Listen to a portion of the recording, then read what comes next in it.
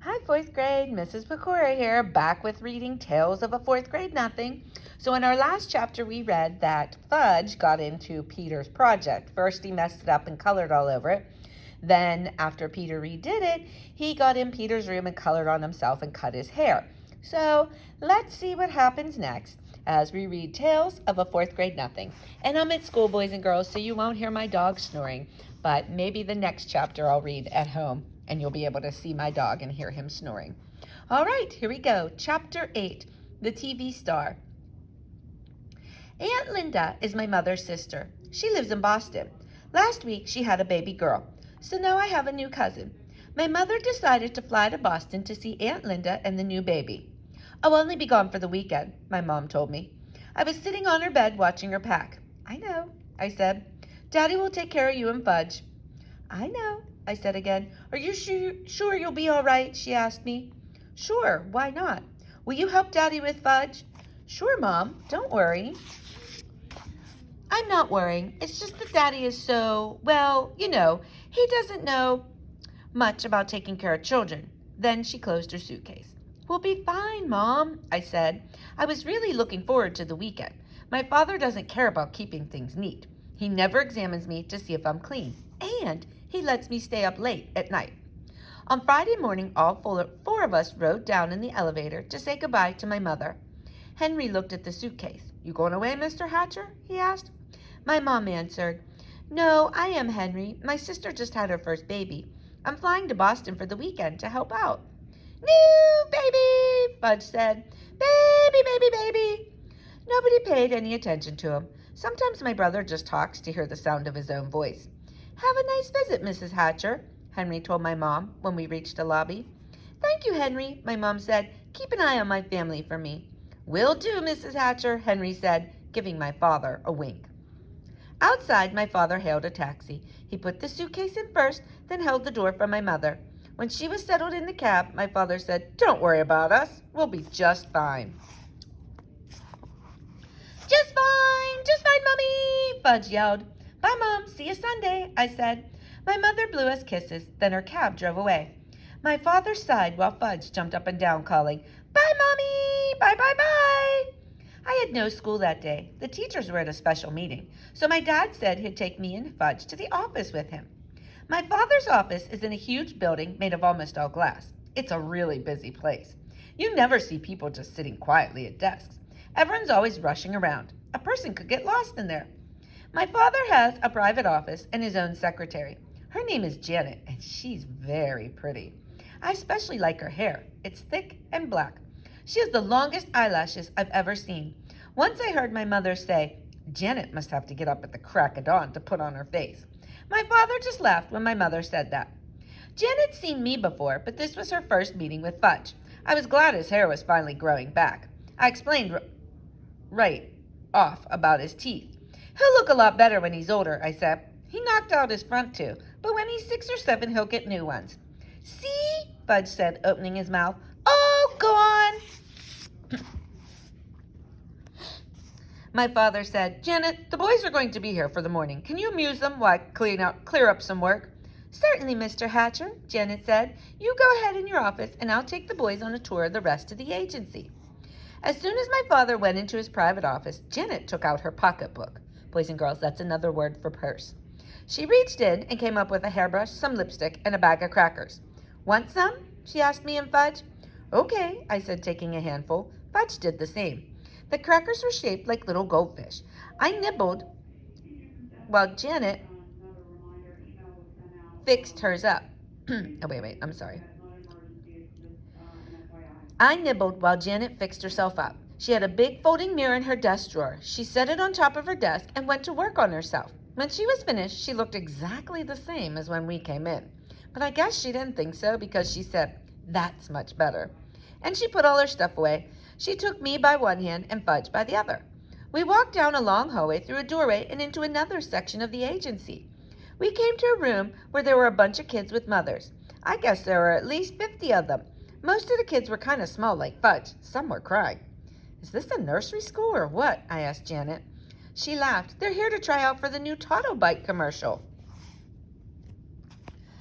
You mean they all want to be the kid who rides on the toddle bike on TV? Yes, at least their mothers want them to be, Janet said, but we can only use one. You mean only one out of all these kids is going to be picked? That's right, Janet said. Who picks them? I asked. Your father and Mr. Denberg are doing it, but of course Mr. Vincent, the president of the toddle bike company, has to approve. Just then, a door opened and a secretary came out. Next, she called to the waiting kids. My Murray's next, said a mother. Oh, no, he's not, another mother called. Sally is next. Ladies, please, you'll all have a turn, the secretary said. Murray got to be next. He was a little redhead kid. He wasn't in the room for 2 minutes when the door opened and a big man with a cigar in his mouth came out. No, no, no, he shouted. He's not the type at all. Murray was crying. His mother yelled at the big man. What do you know anyways? You wouldn't know a treasure if you found one. She shook her fist at him. Janet whispered to me, That's Mr. Vincent, the president of Toddle Bike. Mr. Vincent walked to the center of the room. He looked around all the kids. When he looked over at us, he pointed and called, There he is! That's the kid he wants! I thought he meant me. I got excited. I could just see myself on TV riding the toddle bike.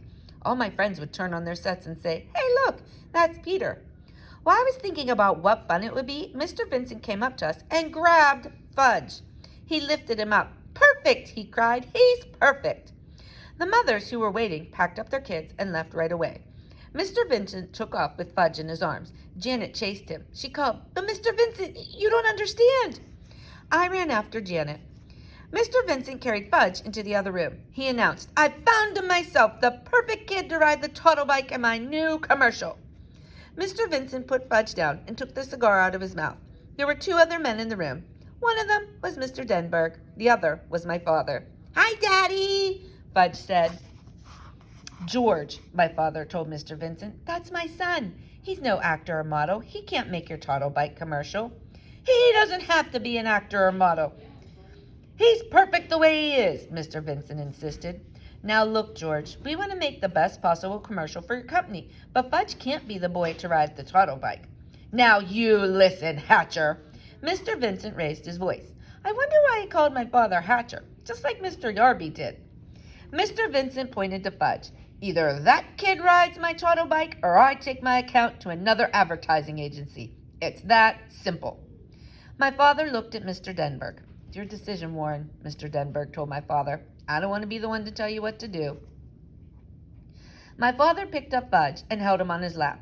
Would you like to ride the toddle bike, Fudge? It's just like the one you have at home. Why are you asking him? I said. What does he know about making commercials? My father acted like he'd forgotten I was even around. I'm thinking, Peter, he said. Please be quiet.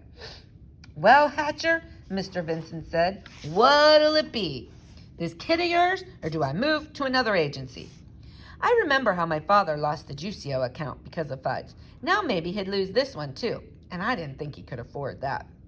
Finally, my father said, All right, George, you can use them on one condition, though. What's that, Hatcher? Mr. Vincent asked. The commercial has to be made this afternoon. After today, my son Fudge won't be available. That's fine with me, Hatcher, Mr. Vincent said. Is he going to get paid? I asked my father. I'll worry about that, Peter, my father said. That probably meant yes. He'd be paid and have lots of money in the bank. I'd have nothing, and someday I'd have to borrow from him. No, wait a minute, never. I'll never borrow money from Fudge. I'll starve first. Can I at least watch when you make the commercial? I asked. Certainly, my father said. You can watch the whole thing. I turned to Mr. Denberg. Will Fudge be famous? I asked. No, not famous, but a lot of people will think he looks familiar, Mr. Denberg said. I turned to Mr. Vincent. You know he has no top front teeth. That's part of his charm, Mr. Vincent said. And he cut off all his hair 2 months ago. Well, he looks fine now, Mr. Vincent said. And he can't even talk in sentences yet, I told everyone in the room. He doesn't have to say a word, Mr. Vincent told me. I couldn't think of any other reason why Mr. Vincent shouldn't use Fudge in his toddle bike commercial. It was settled. Soon Fudge would be famous television star, and I would be plain old Peter Hatcher, a 4th grade nothing. Let's begin right after lunch, Mr. Denberg said. We should get it filmed in about 2 hours. While my father and Mr. Denberg worked out all the arrangements, I asked Janet where the men's room was. She walked me to it. I told her thank you and that she didn't have to wait. I'd find my own way back. All right, boys and girls, we're going to stop there for today, so stay tuned for the next part of Tales of a Fourth Grade Nothing.